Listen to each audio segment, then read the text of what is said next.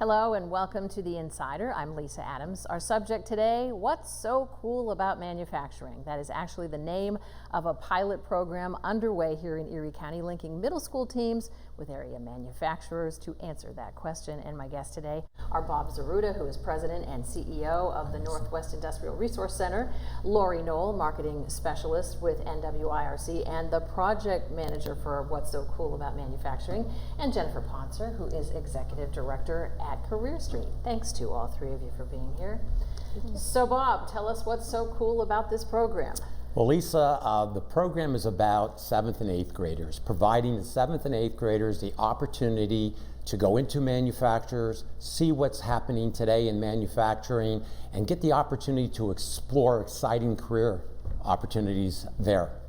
So even though this is a pilot program here, this has been done other places. Talk a little bit about the history of it. The program started a little over 5 years ago. It was pioneered in Pennsylvania by our sister Industrial Resource Center in the Lehigh Valley area.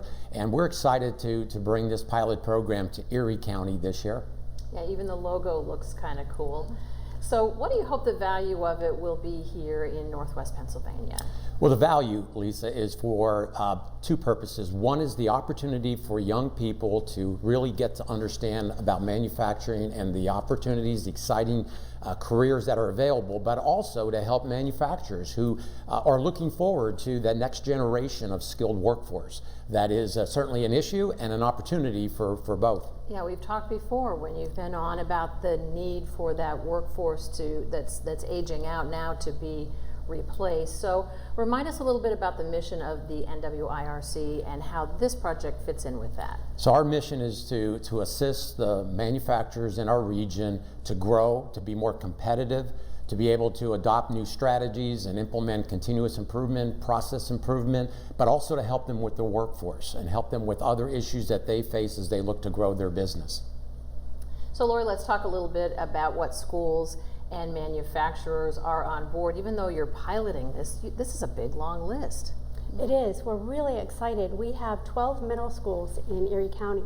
The program does focus on 7th and 8th graders, so that's why we looked for middle school teams, and we have them each paired with a manufacturer that will be featured in their video, or is featured in their video, that is relatively local to their school area and their school district. Yeah, we see the first few there, and we have a second graphic that shows us the rest of the long list. This is really tremendous. So teams of kids are involved, not all 7th and 8th graders?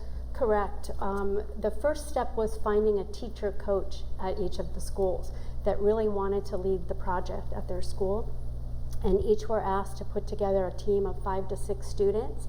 Some of them are science students, some of them are technical education students, some are students focusing on communication and learning video, so that was perfect fit for them. And Jennifer, we know a little bit about the mission of Career Street, but how is this project a dream come true for what you work on every day? Yeah, it is a dream come true. Career Street's mission is to provide career exploration experiences for the students in Erie County. And there couldn't be a better career exploration experience than to be in the manufacturers, working with those that are actually doing that on a day-to-day job, from the CEO down to every person on the line. It's a great opportunity for the students. So are you getting some feedback on how this is going? We are, and I had the lucky job of going out to some of the sites when the students went on site at the manufacturer for their production. And I will tell you, in almost all cases, leadership at the company was involved with taking the students through, touring them, working with them to figure out who they would interview, what kind of footage they would get for their B-roll and all of that. And the students and the teacher coach just didn't have enough good things to say about how they were treated at the company and the experience and the excitement that the students had. Yeah, this is really interesting for me, because this is what we do all the time. I've been at some of these manufacturers to do news stories myself. So I think it's kind of a backward way of learning, because if the students are thinking, well, we're here to produce a video about this company, but they're also learning so much about the company while they're there. They are, and part of the whole process was following a curriculum where they researched the company, come up with a script and come up with interview questions. Well, when we come back, we're going to get into the details of the training that it took to launch the program, including what it takes to make a video. Stay with us.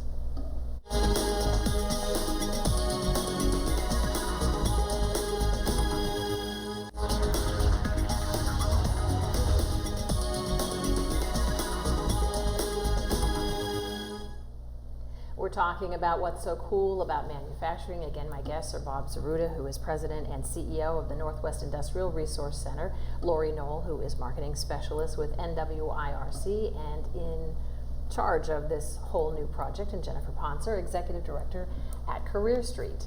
So let's talk about process. How did this begin? How did these teams of students go out to these manufacturers, and what did they have to learn about producing videos as well?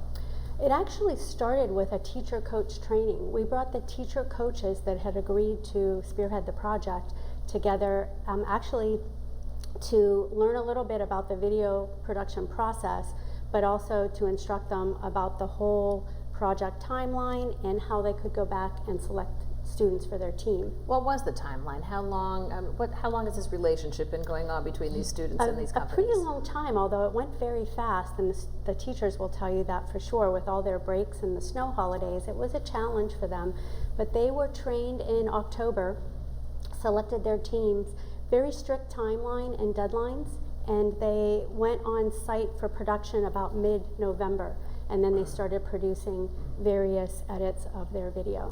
We've strung together a couple of different videos here that just show some photographs of the different students out on site. So what was the equipment that was provided to them to do this? And is it really student driven? Do the students decide how do they want to tell the story about these different companies? Oh, they absolutely do. First of all, the teacher coaches were given a GoPro kit with some really nice equipment that they could produce very high level video. And then the students really had to figure out, they knew their goal was to show cool manufacturing careers and opportunities, and also the cool products that the company makes. And they could figure out how they wanted to approach that, and they all definitely took a different approach. So do you think they were surprised just to be inside of some of these companies to know what goes on there, or maybe how high tech what is going on there is? Most definitely, and one of their projects was to do a test video before they went into the company and talk a little bit about what they were going to do. And some of them said on their test video, we're going to go in and dispute the myths about manufacturing, that it's not dirty, it's not boring, it's not monotonous and that type of thing. And I think a lot of them, or all of them, were very surprised. Well, we'll talk a little bit about this in a few minutes, that these are actually uploaded to a website. You can watch them at home and you can vote. I watched all of them last night, and I was really surprised at how it seemed like the students got into it, but how the manufacturers got into it when they were interviewing different workers. So Bob, what's the feedback from the companies? Exactly, they're excited. They look at this as just being a great opportunity to tell their story, but also to energize young people about manufacturing. Today's manufacturing is different than it was 10, 15 years ago, and the anticipation is that the next 10 years, there's going to be so much that happens in manufacturing with technology and career opportunities that it's perfect for young people to start getting close to that. Yeah. And Jen, you take kids and teachers on tours of different companies around the region. How is this a slightly different wrinkle than what you normally do? Well, they're obviously more in charge in this, which is very empowering for both the educator and the student, and I think that's been a really great experience for them to cross that threshold.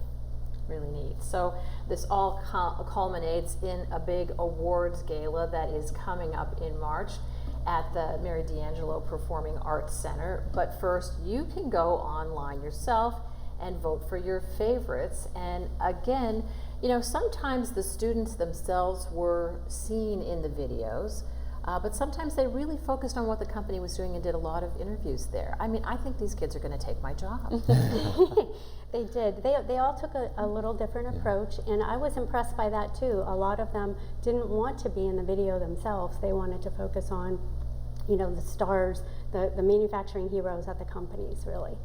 So if people do go online and vote, what do you think they might learn about some of the companies around here? Because I know we're concerned about brain drain here and whether or not kids who grow up here and have great potential in all sorts of fields stay here in our community. Do you think that will have that benefit? I think it will, because really the video showed a lot of different job opportunities or career opportunities at the companies, from jobs that might require an engineering degree to others that require some technical training or on-the-job training. So it was really a wide range of positions that any student now looking at what career path they're going to take will take notice of, and that's really the goal. And junior high, why is that key? Middle school. Well, most would agree that at that age, the student is starting to explore career opportunities just on the front end of it. So it seems like the perfect place to begin. But you can tell from some of what Lori described and Jennifer that it's targeted also to really the young generation, teachers, parents, community leaders. It's to increase the awareness, improve the awareness of what manufacturing is about. So, you know, it goes beyond the 7th and 8th graders, but certainly that's our focus for the program. All right, so there's kind of an Academy Awards of what's so cool about manufacturing that's coming up in March, and we'll talk more about that when we come back.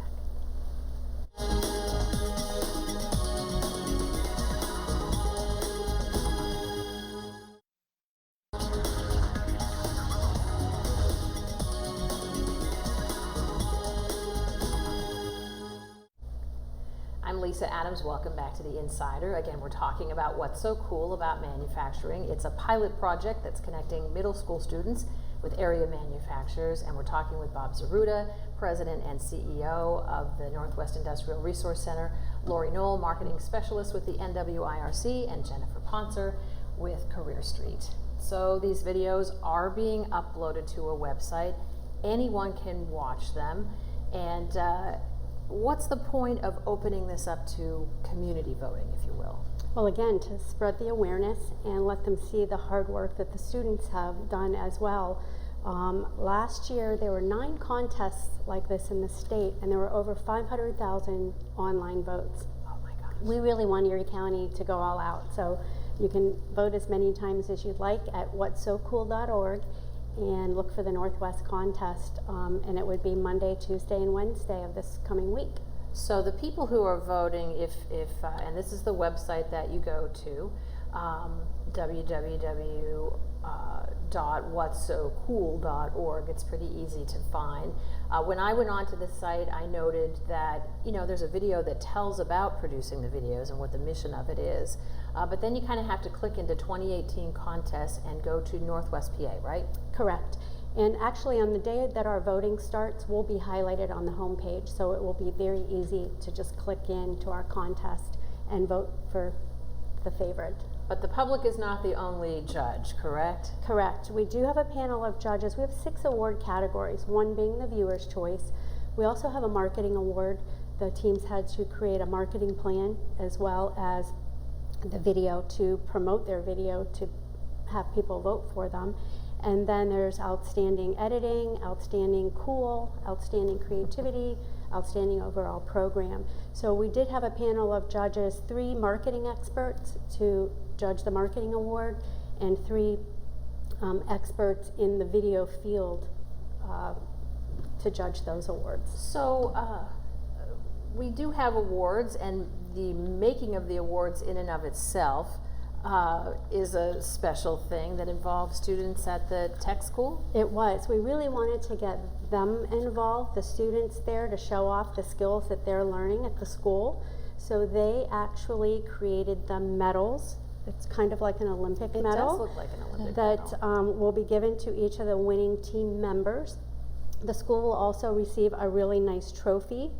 But this medal was designed, drafted or put into CAD, and also 3D printed and painted by the Design for Business, the Drafting and Design, and Auto Body Repair students at Erie County Technical School. That's another fabulous learning experience that is a part of this. Right, and some of the students that are 7th and 8th graders on the teams, they may be thinking about going to Erie County Technical School at some point in time, or another technical school. So it's good exposure for what can be done. What are some of the soft skills, in addition to learning about what these manufacturers are doing and what products they make, and as you said earlier, what kind of education they might need to work there? What are some of the soft skills that they may have learned just from going into these companies and interfacing with somebody who might be the president or CEO? Well, I think acting professionally, working with adults and doing the interview process, but also project management, they had to meet really strict deadlines, and most of them did a fantastic job at doing that. I would add also teamwork. When you get a group of students that have a focused mission and they may want to approach it differently, they learn to work together to get to where they want to be. So I think teamwork can certainly be added to the soft skills. And what do you think the manufacturers learn from the students?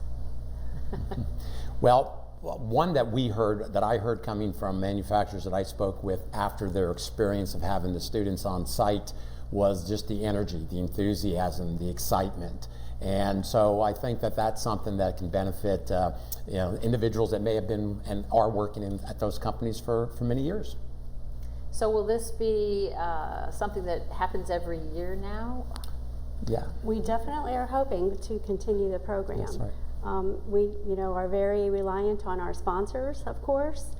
This year, to have the pilot in Erie County, we were the recipients of part of a grant, so that helped us sort of launch, but the sponsors are very important to the continued success. And when we come back, we're going to tell you a little bit more about those key sponsors for the project and talk more with Jen on how this fits with the larger goals of Career Street. Stay with us.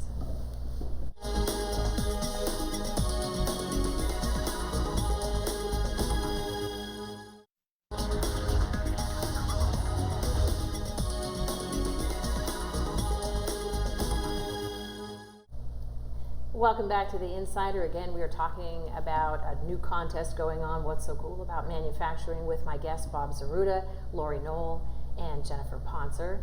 And so you do have this big gala event coming up on the 8th of March. What takes place there? Well, we have some guest speakers. County Executive Kathy Dahlkemper will be speaking, and we have a special video message from Governor Wolf that will be played. And of course, each of the award categories will be announced, and we're looking forward to having all of the teams and the teacher coaches come up and be recognized. But really, the goal is just to thank and recognize all of the teams, the manufacturers that opened their doors for these students, and congratulate them all. We recently had the list in the paper of the largest employers in our community, and I think there's always a lot of anxiety about what's happening with GE. But Bob, talk about the larger picture of manufacturing in Northwest Pennsylvania, its health, and how important its future health is to growing a workforce here. Well, certainly on a national and state level, there's a tremendous amount of interest and excitement these days for manufacturing. We hear it, we read about it all the time. And manufacturing plays a critical role to our economy in the region as well as in the state.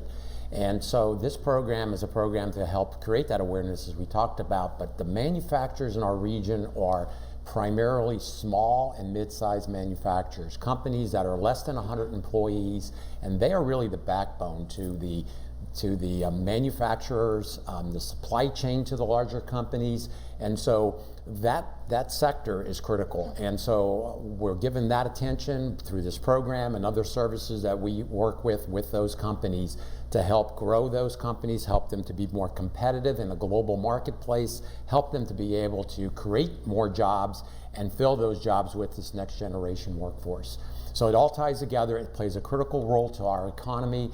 When you look at the region, the Erie County is more than twice, manufacturing is more than twice what it is on a state and national level for the GDP, and that is very important. We've got to make sure that we help these manufacturers to grow and be able to achieve their objectives. And with that in mind, you had some key sponsors that helped you with this really important project. We did. We, of course, had a lot of in-kind sponsors, or a few in-kind sponsors, including Career Street, WQLN, and actually PBS 39 out of Lehigh Valley were media consultants to help coach some of the video projects.